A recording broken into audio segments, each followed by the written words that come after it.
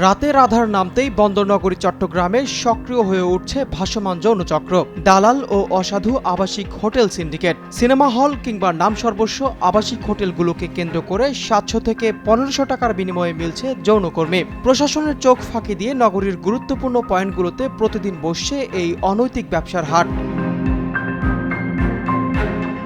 শহরের বিভিন্ন এলাকায় দেখা যায় এসব ভাসমান যৌনকর্মীদের তৎপরতা। সরজমিনে নগরীর লালদিঘি ও নিউ মার্কেট এলাকায় গিয়ে দেখা যায় ১৫ থেকে ২০ জন নারী বিভিন্নভাবে খদ্দের আকৃষ্ট করার চেষ্টা করছেন। কাছে গেলেই শুরু হয় দরদাম। সিনেমা হল থেকে শুরু করে অন্ধকার গলিপথ, সবখানেই যেন এদের অবাধ বিচরণ।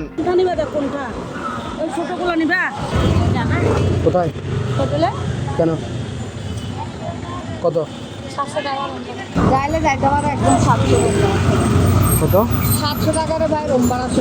শুধু ভাসমান যৌনকর্মীরাই নন, এই কাজে তাদের সহযোগী হিসাবে কাজ করছে কিছু অসাধু পুরুষ। সম্ভাব্য খদ্দেরদের সঙ্গে যোগাযোগ করে তারাই ঠিক করে দেন দরদাম। এরপর নিয়ে যাওয়া হয় নির্দিষ্ট হোটেল কিংবা অন্য গন্তব্যে। অনুসন্ধানে এমন কয়েকজন দালালেরও দেখা মেলে। এই সিন্ডিকেটগুলো এতটাই শক্তিশালী যে স্থানীয় টোকাই থেকে শুরু করে অসাধু চক্রের অনেকেই এর সাথে সরাসরি জড়িত।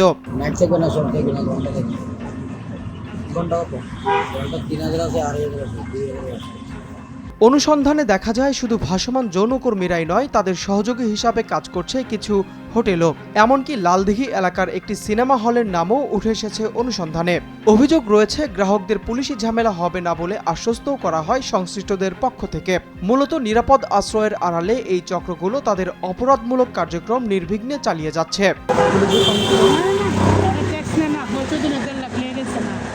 পুলিশ হইলে আমরা পুলিশ আলতায় গেছি একদম এক মাসের ভিতরে আবার ১ মাস করে কয়দিন পর ১ মাস করে ঘোরায় ২৫ দিনের মতো তাই চালিয়ে যায়। গোপন ক্যামেরায় কথা হয় কয়েকজন যৌনকর্মীর সঙ্গে। তারা জানান ৭০০ থেকে ১৫০০ টাকার বিনিময়ে তারা এই কাজ করে থাকেন। তাদের দাবি, হোটেলের পাশাপাশি লালদিঘি এলাকার একটি সিনেমা হলেও এ ধরনের অনৈতিক কার্যকলাপ চলে। আর এসব জায়গায় নিয়ন্ত্রণ করে স্থানীয় প্রভাবশালী দালাল চক্র, যারা টাকার বড় অংশ নিজেদের পকেটে পুরে নেয়।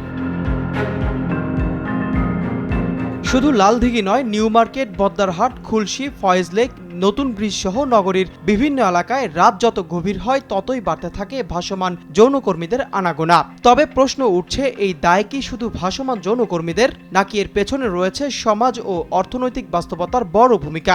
কথা বলে জানা যায়, বিকল্প কর্মসংস্থানের সুযোগ না থাকায় অনেকেই জীবিকার তাগিদে বেছে নিয়েছেন এই অন্ধকার পথ।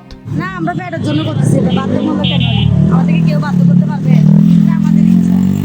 হয়তো কেউ শখের জন্য, কেউ পেটের জন্য করে। আমাদের তো হচ্ছে পেটের জন্য। কথা বুঝছো? পেটের জন্য অন্য কাজ তো করছি ভাই, সঙ্গে তো চলা যায় না। ওই জন্য কাজ করিও দেখছি।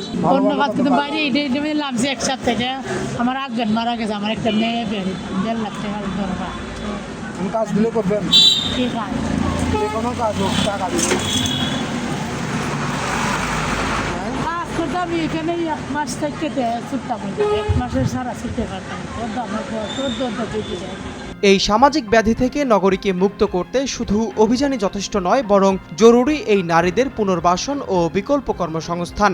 সচেতন মহল মনে করছেন, হোটেল ও সিনেমা হলের লাইসেন্স বাতিল এবং দালালদের বিরুদ্ধে নিয়মিত সাঁড়াশি অভিযান না চালালে এই অপরাধ চক্রকে দমন করা অসম্ভব। এই চক্রের মূল উৎপাটনে আইনশৃঙ্খলা রক্ষাকারী বাহিনীর কঠোর হস্তক্ষেপ কামনা করছেন নগরবাসী। নূর ইসলাম, দৈনিক জনবাণী।